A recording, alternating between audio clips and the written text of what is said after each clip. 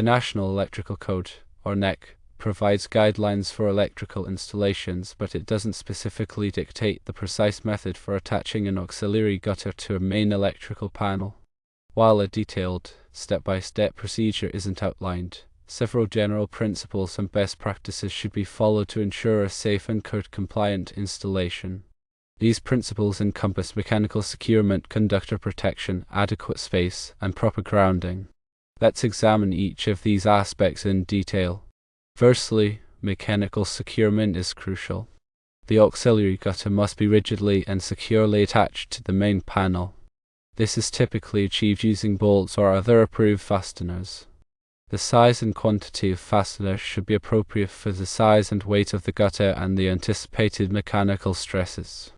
Think about the forces that the gutter might experience, such as vibrations from equipment or accidental impact. The attachment method should be robust enough to withstand these forces without loosening or failing. Consider using lock washers or other locking mechanisms to prevent bolts from loosening over time due to vibration. The goal is to create a solid, reliable connection that won't compromise the electrical integrity of the system. Secondly, conductor protection is paramount. Any opening created in the gutter for the passage of conductors must be carefully prepared to prevent damage to the conductor insulation.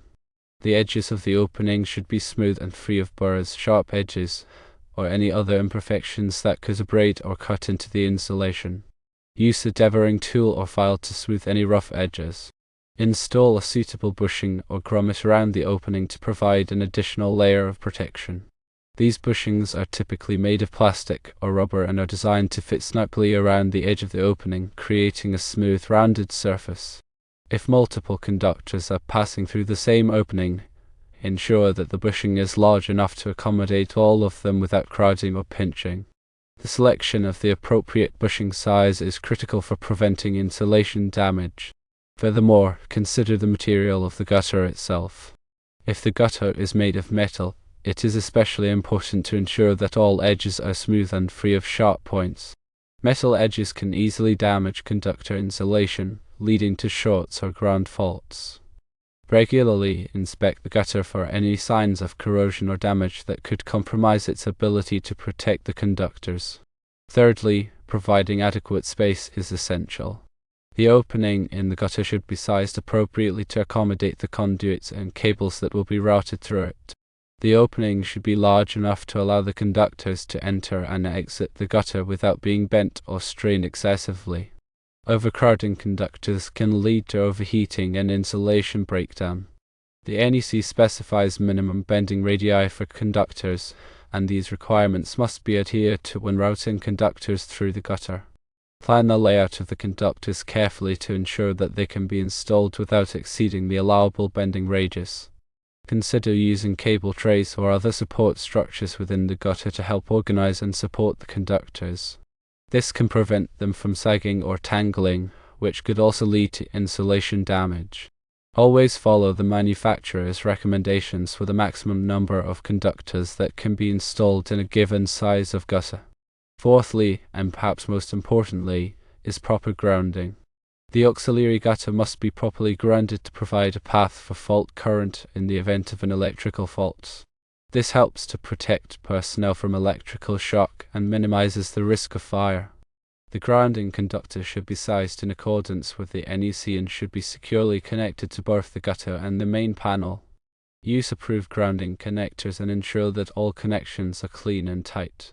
The grounding conductor should be run in the same raceway or cable as the circuit conductors. This helps to minimize the impedance of the ground fault path, which is essential for ensuring that the overcurrent protective device, such as a circuit breaker or fuse, will trip quickly in the event of a fault. The NEC provides detailed requirements for grounding and bonding, and these requirements must be strictly followed. Now, let's consider the specific scenario of subpanels being placed on top of the auxiliary gutter. While the NEC does not explicitly prohibit this practice, it is important to ensure that the gutter is adequately supported and that the weight of the subpanels does not create excessive stress on the gutter or its attachment points. Check the manufacturer's specifications for the maximum load that the gutter is designed to support. If the weight of the subpanels exceeds this limit, additional support may be required. This could involve installing additional bracing or supports beneath the gutter. Ensure that the subpanels are also properly grounded. The grounding conductor from the subpanel should be connected to the gutter or to the main panel grounding system. This helps to ensure that all metal parts are at the same potential, minimizing the risk of electrical shock. Verify that the subpanels are installed in accordance with all applicable codes and standards. This includes requirements for working clearances, access, and ventilation. The area around the subpanel should be kept clear of obstructions to allow for safe and easy access for maintenance and repairs. Furthermore, the installation should be visually inspected for any signs of damage or deterioration. This includes checking for corrosion, loose connections, and damaged insulation. Any problems that are identified should be promptly corrected. Regular maintenance is essential for ensuring the continued safe and reliable operation of the electrical system. Remember that electrical work can be dangerous, and it should only be performed by qualified individuals who are familiar with the applicable codes and standards. Always energize the circuit before working on any electrical equipment. Use appropriate personal protective equipment, such as insulated gloves and safety glasses. If you are not comfortable performing electrical work yourself, hire a licensed electrician. They have the knowledge and experience to perform the work safely and correctly. Now let's delve into some specific NEC articles that, while not directly addressing auxiliary gutter attachment, provide related guidance. Article 314 covers junction boxes, pull boxes, and handhole enclosures. While an auxiliary gutter is not strictly a junction box, some of the principles outlined in Article 314 are applicable. For example, Section 314.28 addresses the minimum size requirements for pull boxes and junction boxes based on the size of the conductors and raceways entering or exiting the box.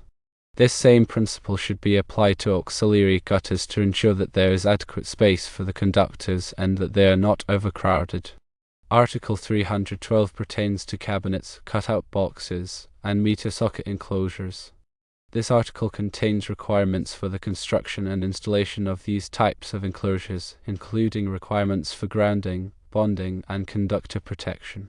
These requirements can also be applied to auxiliary gutters to ensure that they are installed safely and in accordance with good engineering practices. Article 250 provides comprehensive requirements for grounding and bonding. This article covers everything from the sizing of grounding conductors to the methods for connecting grounding electrodes. It is essential to follow the requirements of Article 250 when installing an auxiliary gutter to ensure that it is properly grounded and bonded. Furthermore, when dealing with an 800 amp main panel, it's important to be aware of the potential hazards involved. Large electrical panels can deliver substantial amounts of current, which can be extremely dangerous if not handled properly. Always de-energize the panel before working on it, and use appropriate personal protective equipment. If you are not familiar with the operation of large electrical panels, seek the assistance of a qualified electrician. They can help you to safely install and maintain the equipment. It's important to consult with the local electrical inspector to ensure that the installation meets all applicable codes and standards. The inspector may have specific requirements or interpretations that are not explicitly stated in the NEC. By working closely with the inspector, you can avoid potential problems and ensure that the installation is approved. Now let's address some common misconceptions about auxiliary gutters. One common misconception is that auxiliary gutters are only used for low-voltage applications. In fact, auxiliary gutters can be used for both low-voltage and high-voltage applications. However, it is important to select a gutter that is rated for the voltage and current of the circuit. Another misconception is that auxiliary gutters can be used as raceways. While auxiliary gutters can be used to enclose conductors, they are not considered raceways. Raceways are defined as enclosed channels that are specifically designed for holding wires or cables. Auxiliary gutters are typically larger and more open than raceways, and they are not intended to provide the same level of protection. Finally, it is important to remember that the NEC is a minimum standard. While compliance with the NEC is essential, it is always a good idea to go above and beyond the minimum requirements to ensure a safe and reliable installation. This could involve using larger conductors, providing additional grounding, or installing additional supports. By taking these extra precautions, you can help to minimize the risk of electrical problems and ensure the long-term reliability of the system. In summary, while the NEC doesn't provide a step-by-step guide for attaching auxiliary gutters to main panels, by following general guidelines pertaining to secure attachment, conductor protection, sufficient space, and proper grounding, a safe and compliant installation can be achieved. Careful attention to detail, adherence to applicable codes and standards, and consultation with qualified professionals are essential for ensuring the safety and reliability of the electrical system. Always prioritize safety when working with electricity, and never hesitate to seek assistance from a qualified electrician if you have any doubts or concerns. Remember, electrical work can be dangerous, and it is always better to be safe than sorry.